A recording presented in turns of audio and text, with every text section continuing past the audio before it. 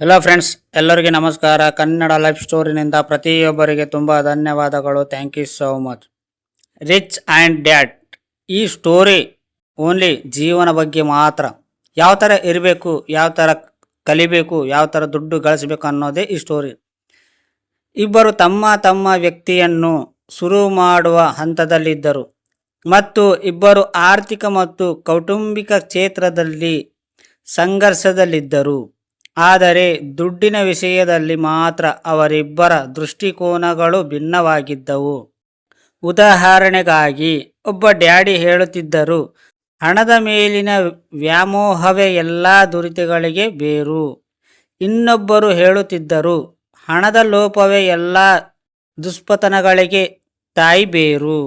ಇಬ್ಬರು ಶಕ್ತಿಶಾಲಿ ಡ್ಯಾಡಿಗಳ ಬೇರೆ ಬೇರೆ ಸಲಹೆಗಳಿಂದಾಗಿ ನನಗೆ ಬಾಲ್ಯದಲ್ಲಿ ವಿವೇಚತೆ ಉಂಟಾಗುತ್ತಿತ್ತು.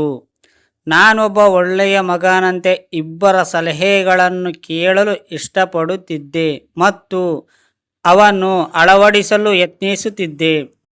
ಕಷ್ಟದ ಸಂಗತಿ ಅಂದರೆ ಇಬ್ಬರು ಒಂದೇ ವಿಷಯವನ್ನು ಹೇಳುತ್ತಿರಲಿಲ್ಲ. ಅವರ ಅಭಿಪ್ರಾಯದಲ್ಲಿ ಭೂಮಿ ಆಕಾಶದ ಅಂತರವಿರುತ್ತಿತ್ತು.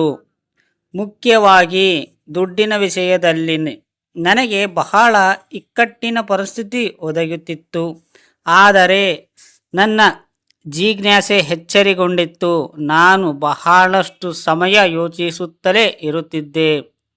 ಅವರಲ್ಲಿ ಯಾರು ಏನೇನು ಹೇಳಿದರು ಮತ್ತು ಹಾಗೆ ಯತಕ್ಕಾಗಿ ಹೇಳಿದರು ಅಂತ.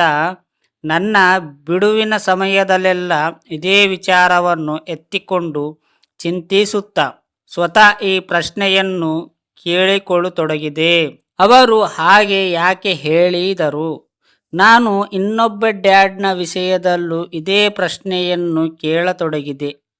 ಇದಕ್ಕೆ ಕಾರಣವೆಂದರೆ ಅದು ಇನ್ನಷ್ಟು ಸರಳವಾಗಿ ಹೋಗುತ್ತಿತ್ತು. ಹೌದು, ಅವರ ಮಾತುಗಳು ನಿಜಕ್ಕೂ ಸರಿಯಾಗಿವೆ. ಅದನ್ನು ನಾನು ಒಪ್ಪುತ್ತೇನೆ. ಅದೇ ವೇಳೆ ಅವರು ಸಲಹೆಗಳನ್ನು ನಕಾರಾತ್ಮಕವಾಗಿ ಸರಳವಾಗಿ ಹೇಳಿಕೊಳ್ಳುತ್ತಿದ್ದೆ. ಈ ಮನುಷ್ಯರಿಗೆ ತಾವು ಏನು ಹೇಳುತ್ತಿದ್ದೇವೆ ಎಂಬುದರ ಕಿಂಚಿತ್ ಪರಿಜ್ಞಾನವಿಲ್ಲ. ನಾನು ಇಬ್ಬರು ಡ್ಯಾಡರನ್ನು ಪ್ರೀತಿಸುತ್ತಿದ್ದೆ. ಹಾಗಾಗಿ ನಾನು ಯೋಚನೆಯಲ್ಲಿ ವಿವಶನಾಗುತ್ತಿದ್ದೆ ಮತ್ತು ಕೊನೆಯಲ್ಲಿ ನಾನು ಸ್ವತಃ ಯೋಚನೆಗೆ ಹೊಂದಿಕೊಳ್ಳುವ ಆಯ್ಕೆಗೆ ಜೋತು ಬಿದ್ದೆ. ಈ ಪ್ರತಿಕ್ರಿಯೆಯಲ್ಲಿ ನನಗೆ ನನ್ನ ತೀರ್ಮಾನವನ್ನು ಆಯ್ಕೆ ಮಾಡಿಕೊಳ್ಳುವುದು ಹೆಚ್ಚು ಮೌಲ್ಯಯುತವೆಂದು ಅನಿಸುತ್ತಿತ್ತು.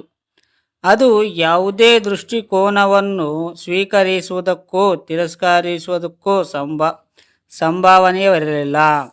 ಶ್ರೀಮಂತ ಜನರು ಹೆಚ್ಚು ಶ್ರೀಮಂತರಾಗುತ್ತಾರೆ ಮತ್ತು ಬಡವರು ಇನ್ನಷ್ಟು ಬಡವರಾಗುತ್ತಾರೆ.